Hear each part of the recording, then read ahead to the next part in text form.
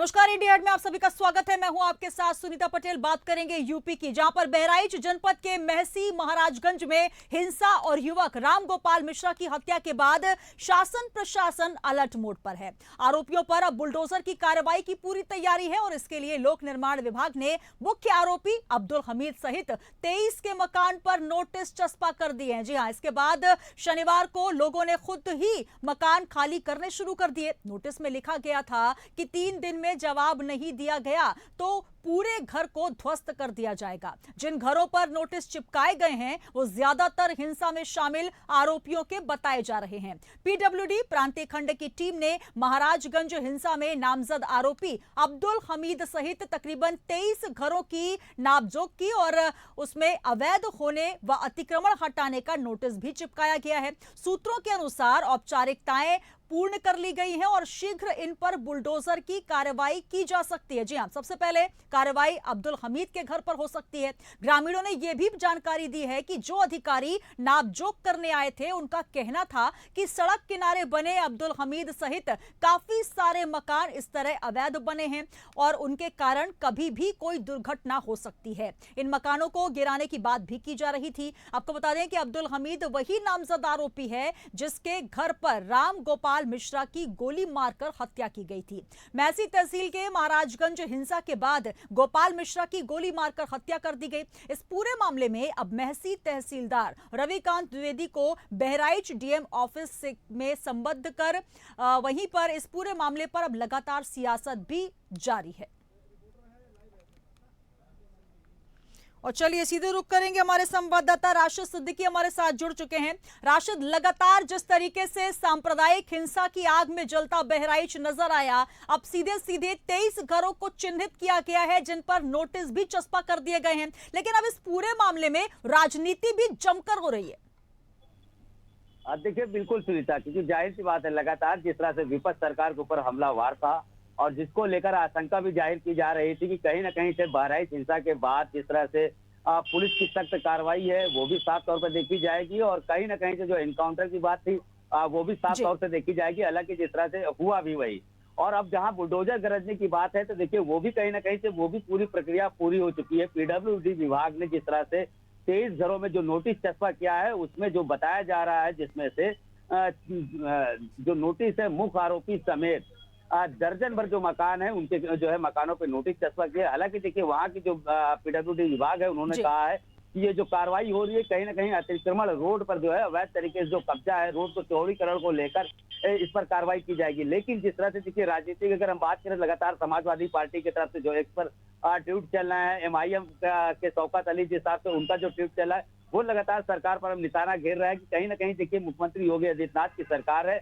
Bulldozer के तहत हिसाब से चलती है और इस तरह में जो मकान जो गिराए जाएंगे, पहले से किसी प्रकार की कोई कार्रवाई नहीं हुई, हिंसा के बाद ही जिस तरह से सभी के मकान गिराने का जो आदेश जो साथ से आदेश दिया जा रहा है, जो साथ से पीडब्ल्यूडी नापजोक कर रही है, तो ये टीमें पहले कहाँ थी। तो इस तरह के जो तमाम जो आरोप कहीं ना कहीं सुनीता वो साफ तौर पर देखिए अब देखने लग रहे हैं उत्तर प्रदेश सरकार के ऊपर। अब तो देखना ये होगा कि इस पर अब किस प्रकार का जो है रिएक्शन सरकार का होता है और जो कार्रवाई है पीडब्ल्यूडी विभाग की वो कब तक, क्योंकि 3 दिन का देखिए समय दिया गया था, 3 दिन में से 1 दिन निकल गया, 2 दिन बचे हैं। सभी को बोला गया है कि राशिद, जो तस्वीरें इस वक्त हम इंडिया एड में दिखा रहे हैं, जहां पर वो तमाम लोग जिनके घरों के आगे, दुकानों के आगे नोटिस चस्पा किए गए हैं, वो लोग स्वेच्छा से स्वयं वहां से सामान खाली कर रहे हैं। कुल मिलाकर ये संकेत, क्योंकि उत्तर प्रदेश में हमने लगातार देखा जहां पर सीएम योगी आदित्यनाथ स्पष्ट कर चुके हैं कि मैं यहाँ नौकरी करने नहीं आया हूं, किसी को बख्शा नहीं जाएगा, जो भी अपराध करेगा, और सीधे बुलडोजर को लेकर लगातार बुलडोजर नीति भी देखी जा रही है और सीधे तौर पर लोगों को यही आशंका है कि अब अगर घर खाली नहीं किया, मकान खाली नहीं किया तो सीधे बुलडोजर की कार्रवाई होगी। जी बिल्कुल सुनीता, क्योंकि जाहिर सी बात है जो सूत्रों के हवाले जो खबर मिल रही वहां पर जो पुलिस प्रशासन है, पीडब्ल्यूडी की विभाग की टीम है, नगर निगम की वहां पर जो टीमें हैं वो लगातार वहां पर जो है निरीक्षण भी कर रही है। लगातार लोगों से इस बात के लेकर उनसे बातचीत भी चल रही है कि देखिए अगर आप लोग अपने हिसाब से मकान नहीं खाली करेंगे तो जाहिर सी बात है इसमें जो नुकसान होगा वो आप ही लोग का होगा। तो ऐसे में देखिए वहां पर लोगों ने मकान खाली करना भी चालू कर दिया। लोगों ने जो घरों के बाहर जिस तरह से उनका टीन सेट रहा हो, चाहे दुकानों पर जिस तरह से अतिक्रमण रहा हो रोड के किनारे, वो सभी अपनी स्वेच्छा से खाली कर रहे हैं। तो कहीं ना कहीं देखिए लगातार जिस तरह से कानून व्यवस्था को लेकर पहले से जिस तरह से सवाल उठाए गए थे और जिस तरह से अब बुलडोजर को लेकर लगातार जो सवाल या निशान उठ रहे हैं, क्योंकि जाहिर सी बात है जिस तरह से देखिए आरोप प्रत्यारोप जो लग रहे हैं सरकार के ऊपर, वो कहीं ना कहीं से देखिए एक गंभीर विषय, क्योंकि इस तरह का चुनाव नजदीक है। उपचुनाव को लेकर जिस तरह से एक आंकड़ा लगाया जा रहा था कि कहीं ना कहीं जिस तरह से मुख्यमंत्री योगी आदित्यनाथ एक पक्षी कार्रवाई कर रहे हैं, तो इस पर भी तमाम तरह के सवाल या निशान उठे। तो अब कहीं ना कहीं देखिए लगातार सरकार को जिस तरह से घेरने का काम समाजवादी पार्टी रही हो, चाहे वो कांग्रेस रही हो, लगातार कर रही है। क्योंकि कांग्रेस के प्रदेश अध्यक्ष जयराम लल्लू ने इस पूरे एनकाउंटर को भी जिस तरह से फर्जी साबित किया। इस बुलडोजर नीति को के खिलाफ भी उन्होंने कहा कि सुप्रीम कोर्ट का आदेश था, वो भी कहीं ना कहीं उसका उल्लंघन कर रही है सरकार।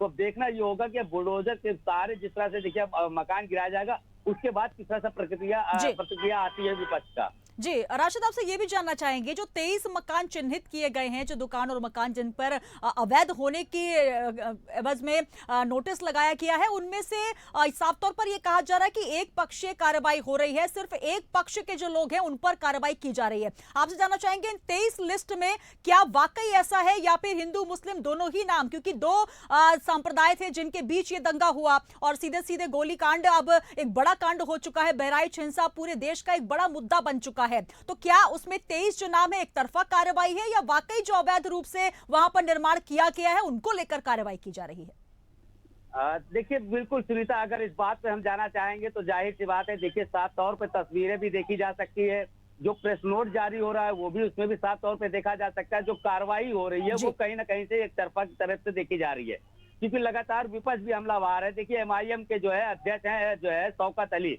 उन्होंने स्पष्ट तरीके से आरोप लगाया कि जिस तरह से मुख्यमंत्री योगी आदित्यनाथ के प्रशासन एक तरफा कार्रवाई करी, चाहे वो गिरफ्तारी की बात रही हो, चाहे वो अरेस्ट चाहे वो बुलडोजर नीति की। क्योंकि देखिए अभी जो मकान जो चिन्हित हुए हैं उनमें से 21 मकान मुसलमानों के आ रहे हैं, 3 मकान हिंदू पक्ष के आ रहे हैं। तो कहीं ना कहीं देखिए बड़ा सवाल उठता है, क्योंकि देखिए जब हिंसा हुई थी तो हिंसा के दौरान जिस तरह से जो तस्वीरें निकल के आई थी, मुसलमानों के जो घर जलाए गए थे, मुसलमानों के जो बाइक शोरूम है वो जलाए गए थे, एक लखनऊ सेवा हॉस्पिटल है वो भी मुसलमान और एक पंडित जी शुक्ला जी है उनका साथ का था, वो भी फूंक दिया गया दंगों में, उन पर कोई कार्रवाई नहीं हो रही है। तो इस तरह के जो तमाम जो आरोप है सुनीता वो लग रहे हैं। यहाँ तक कि देखिए सुनीता, क्योंकि हम लोग तो फील्ड के रिपोर्टर लगातार क्राइम कवर किया है, क्राइम के दौरान हमने इस तरह की तस्वीरें साफ तौर पर देखी है।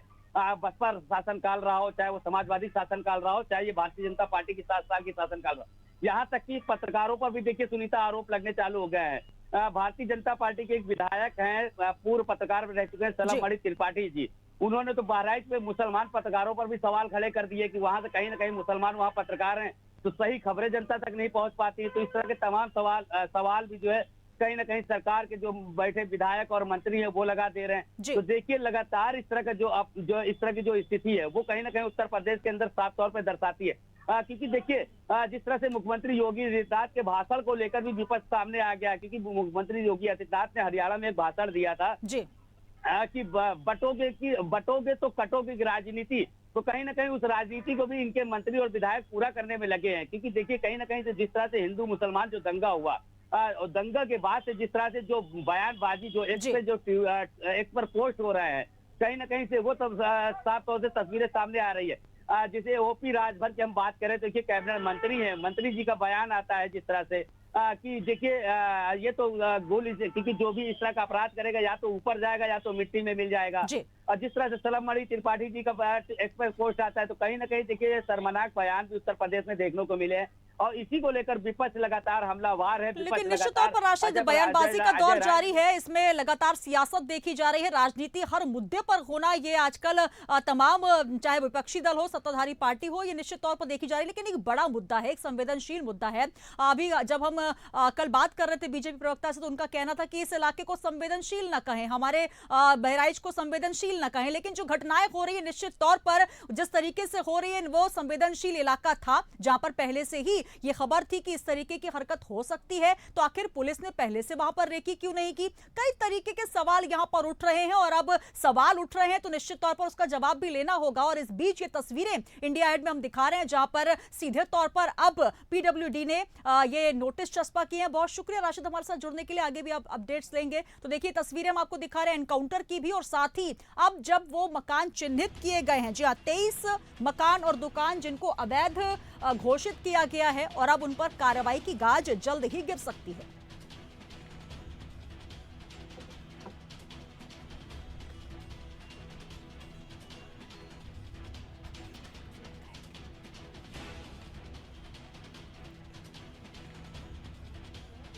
चलिए सीधे रुक करेंगे, हमारे साथ मेहमान भी जुड़ेंगे। हमारे साथ आशीष चौधरी जी समाजवादी पार्टी से जुड़ चुके हैं। आशीष जी, बहुत स्वागत है सर इंडिया एड में आपका। नमस्कार।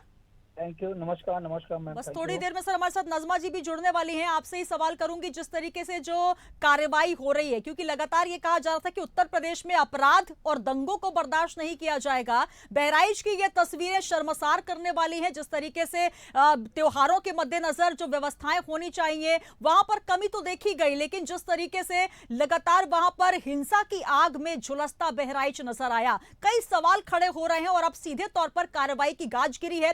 क्या संतुष्ट हैं आप इस कार्रवाई से? 23 मकानों को अब चिन्हित किया गया है, एनकाउंटर किया गया है उन आरोपियों पर जिसने एक व्यक्ति को गोली मारकर मौत के घाट उतार दिया। देखिए, आपके सबसे पहले चैनल को मैं धन्यवाद बोलूंगा, आपने मुझे बुलाया अपने यहाँ। शुक्रिया सर। मैं योगी सरकार से पूछना चाहूंगा जी कि जो शासन प्रशासन पे कब कार्रवाई करेंगे? क्या ये शासन प्रशासन फेल नहीं था? जी इतनी बड़ी घटना हुई तो बिना तैयारी के तो घटना हुई नहीं होगी। तो जो इनके इलाही होती है, जो जांच एजेंसियां होती है, उनकी रिपोर्ट क्यों नहीं सौंप पाई? प्रशासन क्या कर रहा था, क्या सो रहा था? इतने 2 मिनट के अंदर तो सारी घटनाएं हो नहीं गई। तो जो इसमें फेल हुआ, जिन उपद्रवियों के मकान गिराए जा रहे हैं, तो जो हमारी तो मांग है, जो शासन प्रशासन के लोग हैं जो इसमें लापरवाही बरते, उनके मकान कब गिराए जाएंगे? उनको कब सस्पेंड किया जाएगा, कब बर्खास्त किया जाएगा? उन पे भी तो कार्रवाई बनती है ना। तो सर अब शुरुआत हो गई ना, सिर चिन्हित करने की कार्रवाई शुरू हो गई है। होने से पहले जी घटना होने से पहले अधिकारी सचेत रहे।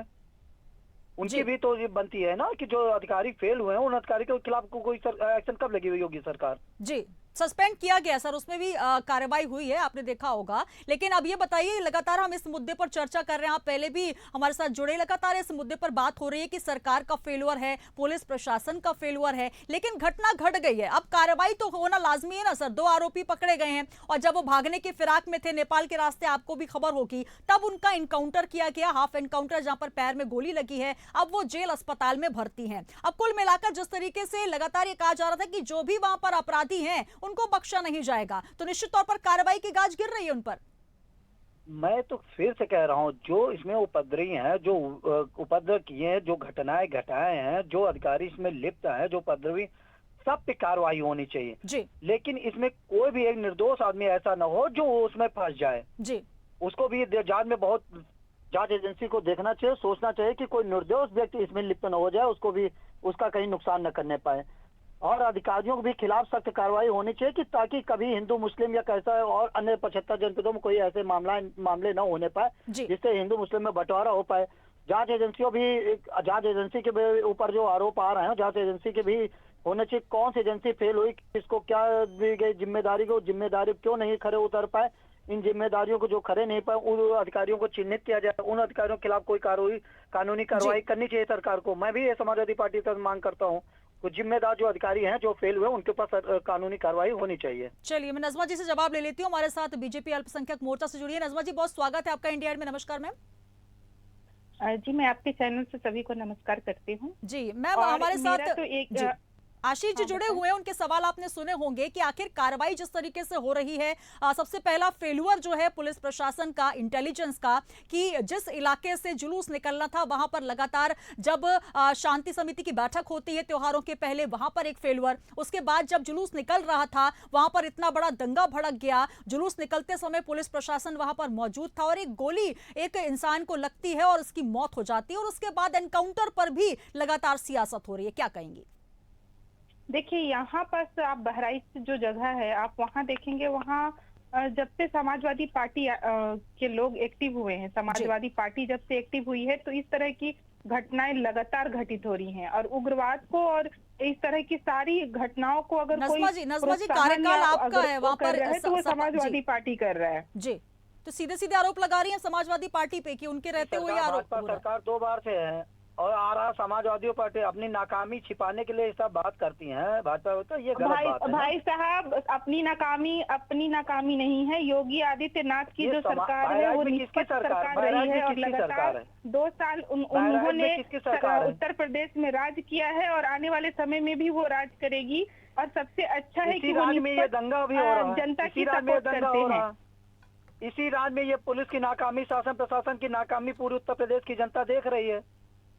देखिए, उत्तर प्रदेश की जनता देख रही है और उत्तर प्रदेश की जनता योगी आदित्यनाथ के साथ है और आप लगातार देखेंगे, आप उपद्रवियों को तो आप रोक नहीं सक रहे हो ना, आप उपद्रवियों को अपने प्रशासन नजमा जी सरकार किसकी है? नजमा जी सरकार किसकी? आप सपा पे आरोप लगा रही हैं, सपा का कार्यकाल जा चुका है मैडम। जी नजमा जी, आप कह रही है सपा के रहते हुए ये हुआ, अभी तो कार्यकाल आपका है ना मैडम? नहीं, कार्यकाल हमारा है, लेकिन जो समाजवादी पार्टी के जो उग्रवादी टाइप के जो नेतागण हैं उसके प्रोत्साहन से ये सारा कार्य हो रहा है। ये अलग तरीके का आरोप एक लगा रही हैं आप। यहाँ पर बात हो रही है कैसे मुद्दे पर, नजमा जी सुन लीजिए, नजमा जी सुन लीजिए। सियासत विपक्ष भी कर रहा है, सियासत पे आप भी आ गई। आप देखिए जहाँ पर एक व्यक्ति की मौत हो गई, आप पहले से ही जानती है, जहाँ पर योगी आदित्यनाथ स्पष्ट कह चुके हैं कि अपराध और अपराधियों को नहीं बख्शा जाएगा। पहले से ही जब त्योहारों के मद्देनजर जहाँ पर जो इलाके हैं जहां से जुलूस निकलना है, क्या वहां पर रेकी नहीं होती? इंटेलिजेंस का वहां पर ये खबर नहीं होती कि क्या वहां दंगे भड़क सकते हैं? उसके बाद आप सीधे जो आरोप लगा रही हैं वो आप सीधे सपा पार्टी पे लगा रही हैं, हालांकि कार्यकाल तो आपका चल रहा है मैडम। देखिए, कार्यकाल हमारा चल रहा है, लेकिन व्यक्ति विशेष तो समाजवादी पार्टी के लोग ही नहीं इस दंगे को, इसको पूरा भड़काने में अगर किसी का हाथ है तो वो समाजवादी पार्टी का हाथ है। नौकरी दे, ऐसा कहकर आप सारी जिम्मेदारी से इतिश्री कर लेंगी कि समाजवादी पार्टी के लोग भड़का रहे हैं इसलिए दंगा भड़क रहा है और हम हाथ पे हाथ धर के बैठे रहेंगे। आदित्यनाथ की सरकार बहुत संवेदनशील सरकार है, वो सभी के साथ न्याय करती है और आने वाले समय में वो न्याय करेगी। जी नजमा जी, आरोप तो ये भी लग रहे हैं कि कार्रवाई एक तरफा हो रही है, लेकिन कोई भी व्यक्ति प्रशासन के ऊपर इस तरह से कार्य नहीं कर सकता है कि वो बस गोली चला दे, मार दे। भाई प्रशासन है, आप प्रशासन तक जाओ, अपनी बात रखो, अगर कार्रवाई ना हो तब कोई बात हो। पर इतना खौफ क्यों नहीं है अपराधियों में? योगी सरकार के कार्यकाल में, राज में आप कह रही हैं, जो बात आप कह रही हैं लगातार ये चैनल्स पर चल रही है, हम जितने भी प्रवक्ताओं से बात करते हैं वो यही बात कहते हैं कि कार्रवाई होगी, कार्रवाई हो रही है, होनी चाहिए, अपराधियों को बख्शा नहीं जाएगा। लेकिन अपराधियों के हौसले आप देख रही हैं, पुलिस के होते हुए वहां पर एक व्यक्ति पे गोली चल जाती है, लोग घरों पर हथियार रखकर बैठे हैं, पत्थर रख के बैठे हैं, और आपका इंटेलिजेंस यहाँ पर फेलुअर नजर आ रहा है। उसके बाद अब जो कार्रवाई हो रही है उस पर भी सीधे सीधे ये आरोप लग रहे हैं कि एक समुदाय के ऊपर सीधे सीधे कार्रवाई हो रही है, जबकि आगजनी की घटना जो है वो निश्चित तौर पर पूरे के पूरे समुदाय के द्वारा की गई, जिसमें हिंदू मुस्लिम दोनों आते हैं। आप योगी आदित्यनाथ जी पर भरोसा रखिए। मैं तो आपके चैनल के माध्यम से वहां की जनता तक ये बात करना चाहूंगी, भरोसा रखिए, बहुत अच्छी कार्रवाई योगी आदित्यनाथ जी करेंगे और एक न्याय होगा और न्याय जरूर करेंगे। और जो भी ये उग्रवादी माहौल है ये समाजवादी पार्टी की देन है, और ये समाजवादी पार्टी लोगों को भड़काने का और गलत संदेश फैलाने का कार्य करती है। आशीष जी क्या कहेंगे? मैं आपसे भाजपा से एक मांग करता हूँ जी, जो शहीद हम कह सकते हैं वो शहीद हुआ बेटा, उस बेटे के परिवार को इस सरकारी नौकरी कब दे रही है? इसमें सर शहादत कहाँ से आ गई आशीष जी? कब दे रही है? सांप्रदायिक दंगे, एक उन्मादी भीड़, जहां पर एक व्यक्ति मौत के घाट उतार दिया गया, आप उसे शहीद का दर्जा दे रहे हैं। ये शहीद कैसे हो गए? ये शहादत कैसी हो गई इनकी? जी आशीष जी, जो परिवार का बच्चा गुजरा है उसके ऊपर क्या बीतती है वो परिवार महसूस कर सकता है। उन्हें शहीद का दर्जा है, शासन प्रशासन इस पर जरूर नजर रख के बहुत बेहतर कार्य करके देगी। हम बोले दे रहे हैं, चलो जिस बच्चे की मृत्यु हुई है उस बच्चे को क्या मदद कर रहे हैं, उसके एक सरकारी नौकरी समाजवादी पार्टी मांग करते है, उसे सरकारी नौकरी उसके परिवार के दे, जो अपने परिवार का भरण पोषण उसका चल सके। आशीष जी, आपने अगर परिवारजन की अगर बात सुनी होगी, उनका सीधे तौर पर कहना है हमें कोई पैसा नहीं चाहिए, सरकारी नौकरी नहीं चाहिए, हमें न्याय चाहिए और न्याय कौन देगा? सबसे बड़ी बात यहाँ आप हर मुद्दे पर सियासत क्यों लेकर आ जाते हैं? लेकिन न्याय चाहिए, लेकिन उसे जरूरत है, जो बच्चा उसका कमा के उसका परिवार चला सकता था, अगर उसका परिवार अगर वो कमाने वाला भी व्यक्ति नहीं रहा तो उसका परिवार भरण पोषण कैसे चल पाएगा? ये भी हमें सोचने की जरूरत है। आशीष जी, उसे न्याय चाहिए, न्याय के बच्चे वो सही बात कह रहे हैं। आदित्यनाथ जी बहुत अच्छा करेंगे और दिवंगत आत्मा की तरफ से मेरी भी संवेदनाएं हैं। मैं संवेदनशील इस पूरे प्रकरण पर मैं भी नजर रखी हुई हूँ और बहुत अच्छा होगा, उस परिवार को भगवान सबल प्रदान करे और इस तरह की घटनाएं ना हो, इसके लिए योगी सरकार तटस्थ है और बहुत अच्छा कार्रवाई करेंगे। आपकी सरकार उस परिवार को नौकरी देगी? देखिए, आपके चैनल के माध्यम से मैं तो अधिकृत नहीं हूँ कि मैं बोल सकूं कि नौकरी देगी कि नहीं देगी। आपकी बात नहीं, आप ये कह सकते हैं ना कि मैं भी अपनी सरकार से मांग कर, नहीं आप ये तो कह सकते हैं ना अपनी सरकार तक मैं अपनी बात पहुंचाऊंगी कि हाँ उस मृतक परिवार को एक नौकरी दे दी जाए जिससे उसके परिवार का भरण पोषण भविष्य के लिए हो सके। ये तो आप कह सकती ना।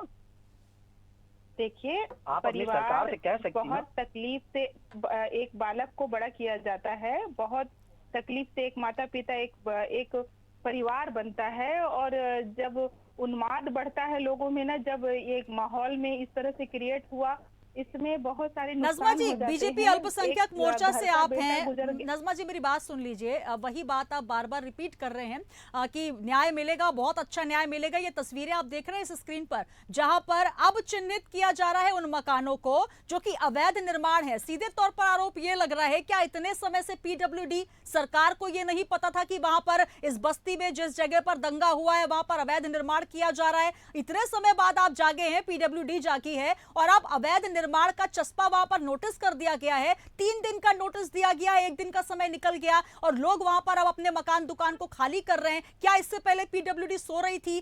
क्या इंतजार कर रही थी कोई घटना घट जाए, किसी की मौत हो जाए, तब हम इंतजार करेंगे और उस निर्माण को अवैध करार देंगे? क्या कहेंगे इस पर? देखिए, अवैध निर्माण तो अवैध है, अवैध रूप से किया गया है। ये चिन्हित कब हुआ? ये चिन्हित कब हुआ, आज और कल में? बहुत है, जब इस तरह की घटनाएं इस तरह के लोग करते हैं तो उनके साथ तो इनको सजा मिलना भी चाहिए। नहीं तो आप ये बताना चाहती हैं कि यूपी में इंसाफ इस तरीके से दिया जाएगा? ये प्रावधान है सरकार में। आपको कानून के साथ आप इस तरह से कैसे आप कानून में ये लिखा है कि अगर कोई हत्या करता है तो घर पर बुलडोजर चला दें। सुप्रीम कोर्ट भी इस बात पर फटकार लगा चुका है। सीधे तौर पर आप कह रही है कि अब जब दंगे हुए हैं तब उस इलाके में हम जाकर मकानों को चिन्हित करेंगे। पीडब्ल्यूडी जो अब तक सो रहा था वो जागा है, वो 23 मकानों को चिन्हित करता है और 3 दिन का नोटिस लगा देता है। ये आप कह रहे हैं कि ये यहाँ पर इंसाफ हो रहा है? देखिए, जो अगर समाज के साथ गलत कर रहे हैं ऐसे लोगों को दबाव बनाने के लिए ये कार्रवाई उचित जी, मतलब ये यही नीति अपनाई बनाने के लिए दबाव बनाने के लिए के साथ मतलब नहीं, ये बात गलत है। ये दबाव बनाने के लिए चाहिए, देशद्रोही नहीं होना चाहिए। जी नहीं, उसमें आप ये सोच सकती हैं कितने ईमानदार, कितने अच्छे लोग, कितने मेहनत से वो मकान बनाए होंगे। ठीक है, जो दोषी है उसको सजा मिलनी चाहिए, ये हम भी मांग करते हैं। लेकिन जो ईमानदारी मेहनत से बनाया होगा मकान, उसका अगर छत आप छीने ले रहे हैं तो सोचो उसके परिवार में क्या बीतेगी। वहाँ तमाम महिलाएं होंगी, तमाम छोटे छोटे बच्चे होंगे, वो बच्चे रहने कहाँ जाएंगे, वो महिलाएं रहने कहाँ जाएंगी? फिर से पुनः जो मेहनत की कमाई उन्होंने लगाई है वो अच्छी कार्रवाई कहाँ जाएगी? और इससे जो गलत लोग हैं, उग्रवाद तरह के हैं, जो देश विरोधी कार्य कर रहे हैं, ऐसे लोगों पर जरूर नकेल कसी जाएगी। चलिए नज़मा जी, जिस तरीके का इंसाफ आप कह रही हैं जी, तो क्या 5 लोग एक जैसे होंगे, एक गलत करेगा 5 को सजा मिलेगी? ये भाजपा सरकार करेगी? परिवार में एक आदमी गलत है तो क्या 5 लोगों को सजा देंगे आप लोग? भाजपा सरकार गरीबों की सरकार है, पिछड़ा और दबे कुचले लोगों की सरकार है, अंत्योदय की सरकार है। आप उस पर उंगली नहीं उठा सकते हैं और इस तरह की नज़मा जी बड़ी जिम्मेदारी से आप ये बात कह रही है क्या कि जो अपराध करेगा सीधे उनके घरों को चिन्हित किया जाएगा, वहां पर बुलडोजर चला दिया जाएगा? और आप कह रही हैं कि भाजपा दबे कुचले पिछड़ों की सरकार है। आप वो बस्ती देखिए जहां पर निश्चित तौर पर अपराध किया गया है, एक बड़ी हिंसा भड़की है, लेकिन उसके ऊपर कानून है ना मैडम, कानून से ऊपर थोड़ी है कुछ। पिछड़े दलित होंगे। देखिए, ये बहुत जब समाजवादी पार्टी की सरकार रही होगी आज से 10 साल पहले जी, अभी 10 साल पहले की बात नहीं हो रही, अब कहाँ पहुंच जाती है नज़मा जी पिछली सरकार में? अब तो आपकी सरकार है ना, 7.5 साल से ऊपर का समय हो चुका है। फैलाने के लिए कार्य कर रही है जी, और उसी का नतीजा ये जो चलिए कुल मिलाकर आप ये कहना चाहती हैं कि योगी सरकार में चाहे जो भी हिंसा करे, चाहे गोली मारे, उसके ऊपर सीधे हम कानून व्यवस्था को दुरुस्त नहीं करेंगे, वहां पर बुलडोजर चलाएंगे और अवैध निर्माण के नाम पर कार्रवाई करेंगे। कुल मिलाकर यही कहना चाह रही है। आशीष जी, अंतिम कमेंट आपसे लेना चाहूंगी। देखिए, ये सरकार पूरी तरीके से फेल है। ये शासन प्रशासन दोनों तरीके से फेल। प्रशासन पे कोई कार्रवाई कर नहीं रही, शासन का उसमें जिम्मेदारी, जो लोग इसमें रिपोर्ट सही लगा नहीं पाए उनकी जिम्मेदारी है। मैं तो ये जो मांग करता हूँ, जो दोषी है उनको सजा सख्त से सख्त मिलनी चाहिए। लेकिन एक घर पे आदमी गंदा है तो उसमें 5 परिवार के सदस्य हैं, सबको नहीं दोषी ठहरा। तो वहाँ उस मकान में छोटे छोटे बच्चे भी रह रहे होंगे, छोटे छोटी परिवार के सदस्य भी रहे होंगे, महिलाएं भी रही रहे होंगी। उनको आप कैसे घर से बेघर कर सकते हैं? पीडब्ल्यूडी विभाग क्या अभी तक सोया था? तब उसको नहीं लगा कि अवैध मकान बने, अब उसको अवैध मकान लगने लगे। तो बिल्कुल निश्चित तौर पर एक बड़ा मामला है और आप जब कार्यवाही की गाज गिरी। बहुत शुक्रिया सर, समय की कमी है, माफी चाहूंगी। हमारे साथ नज़मा अजीम जी जुड़ी बीजेपी अल्पसंख्यक मोर्चा से। आशीष जी आपका भी बहुत बहुत शुक्रिया। तो कुल मिलाकर जिस तरीके से आप देख रहे हैं, बहराइच जहां पर उन्मादी भीड़ एक व्यक्ति पर गोली चलाकर उसकी हत्या कर देती है, जहां पर पुलिस प्रशासन मौजूद था, लेकिन सबसे बड़ी बात अब उस इलाके को चिन्हित किया गया है जहां पर 23 घरों पर नोटिस लगाए गए हैं। जी हाँ, पीडब्ल्यूडी का नोटिस कि 3 दिन के अंदर अपने घर और मकान दुकान को आप खाली कर दीजिए, नहीं तो बुलडोजर की कार्रवाई होगी। और वहां पर बीजेपी प्रवक्ता का कहना यह है कि जो अपराध करेगा उनके ऊपर ऐसी ही कार्रवाई होगी। अब देखना होगा कि कानून किस तरीके से हाथ में लिया जाता है और उत्तर प्रदेश में कानून किस तरीके से लगातार वहां पर स्थिति बिगड़ती नजर आ रही है। और बहराइच दंगा इसका सीधा सीधा उदाहरण आप देख सकते हैं। बने रहिए इंडिया के साथ। नमस्कार।